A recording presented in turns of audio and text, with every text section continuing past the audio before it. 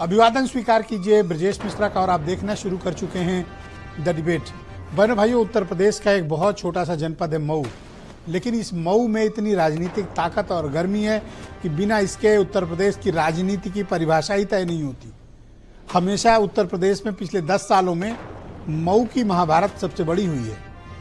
मऊ के उपचुनाव हो, मऊ जनपद की उस विधानसभा सीटों के उपचुनाव हो या मऊ का प्रॉपर चुनाव हो, हमेशा देशव्यापी मुद्दा बन जाता है।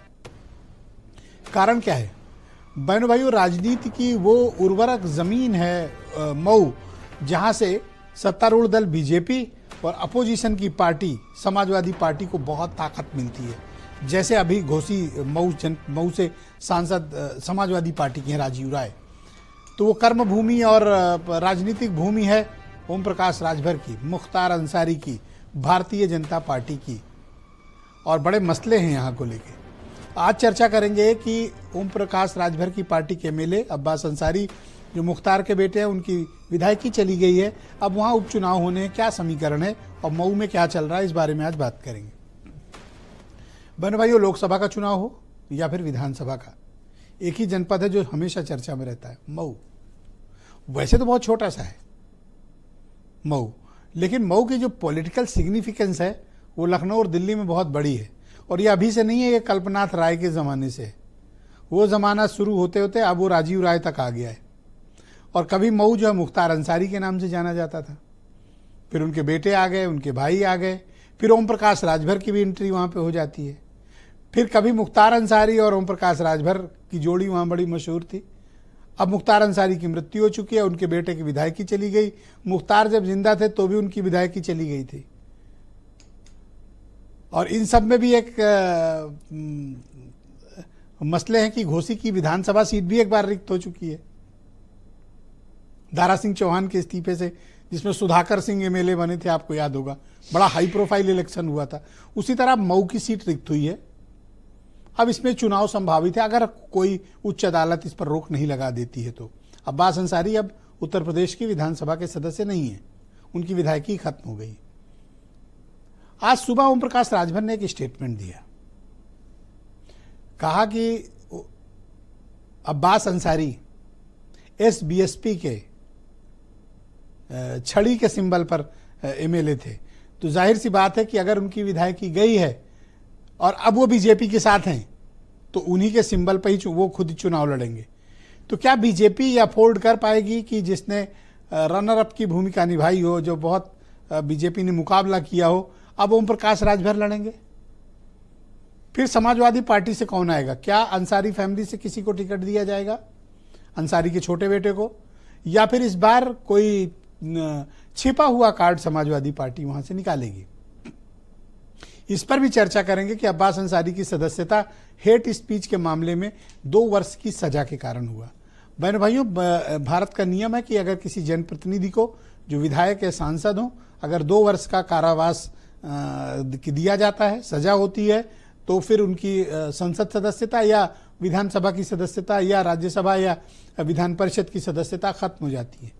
लेकिन अब्बास को सजा किसमें हुई? हेट स्पीच के एक मामले में, और उनकी विधायकी चली गई।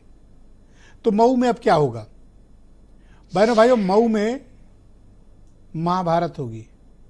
मऊ का चुनाव अगर होता है तो ये एक बहुत बड़ा राजनीतिक मुकाबला होगा भारतीय जनता पार्टी और उनके सहयोगी ओम प्रकाश राजभर के लिए और समाजवादी पार्टी और कांग्रेस के लिए। और मुकाबला बहुत भीषण होगा। ओम प्रकाश राजभर को अपनी पॉलिटिकल रेलिवेंसी दिखानी पड़ेगी और एक बदले हुए अलायंस के साथ आना पड़ेगा।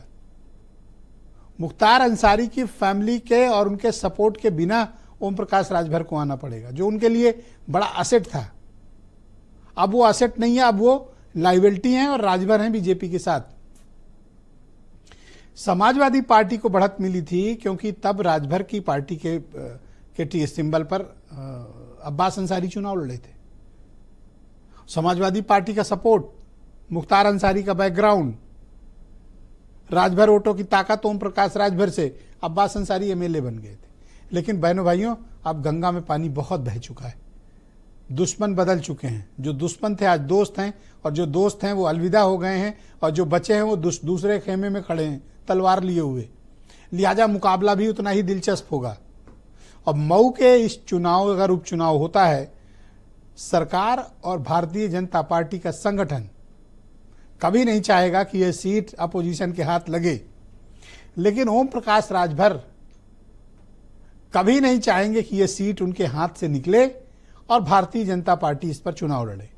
हालांकि मैं आज ये बात कह सकता हूं कि बीजेपी अंतिम तक कोशिश करेगी कि उसका कैंडिडेट चुनाव लड़े, राजभर का नहीं, क्योंकि बीजेपी ने बड़ी मुश्किल से वहां पर अपनी एक स्ट्रेंथ तैयार की थी। अगर राजभर की पार्टी का कोई लड़ेगा तब ये देखने वाली सिंबल कौन सा होगा, छड़ी होगी या फिर कमल का फूल होगा। आप कुछ स्टेटमेंट सुने फिर आज की डिबेट। देखिए, हमारी पार्टी से विधायक हैं, निश्चित है कि अगली अदालत का दरवाजा खटखटाएंगे। उसके बाद चुनाव, यदि वहां चुनाव की बात आती है तो चुनाव भारतीय समाज पार्टी लड़ेगी अपने सिंबल पर। कहीं कोई मतभेद, कोई मनभेद नहीं है। एनडीए लड़ेगा, मजबूती से लड़ेगा और एनडीए की सीट वहां जीतेगी। इसमें कहीं कोई विवाद नहीं होगा।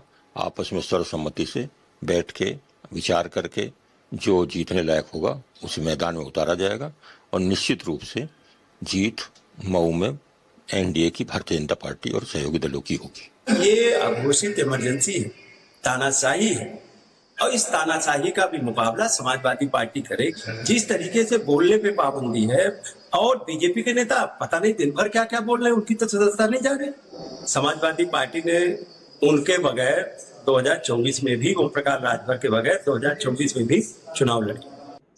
2022 के चुनाव में मऊ की सीट इंडिया गठबंधन को मिली थी, लेकिन उसके बाद ओम प्रकाश राजभर जी ने पाला बदल लिया और मऊ की जनता बहुत आक्रोशित है। इस उपचुनाव में अगर ये उपचुनाव हुआ तो मऊ की सीट दोबारा से इंडिया गठबंधन को मिलेगी, ऐसा हमारा पूर्ण विश्वास है। मऊ की सीट स्वाभाविक रूप से सेकुलर लोगों की है, स्वाभाविक रूप से उन ताकतों की है जो सांप्रदायिक सौहार्द बढ़ाने वाली बात करते हैं, और ये सीट इंडिया गठबंधन के पास रहेगी, ऐसा हमारा पूर्ण विश्वास है। बहनों भाइयों, इस पर चर्चा को आगे बढ़ाएंगे। बीजेपी के प्रवक्ता संजय चौधरी, मनीष सिंधवी कांग्रेस से हैं, दीपक रंजन समाजवादी पार्टी से हैं, अरुण राजभर मुख्य प्रवक्ता हैं बीएसपी ओम प्रकाश राजभर की पार्टी से, विनय राय बहुत ही जाने माने पॉलिटिकल जर्नलिस्ट हैं, और श्रीराम जायसवाल जी मऊ के बहुत ही जाने माने चर्चित पत्रकार हैं, हमारे साथ इस कार्यक्रम में हैं। और वीरेंद्र सिंह जी हमारे स्टेट हेड, आपका शुक्रिया और धन्यवाद मेरे साथ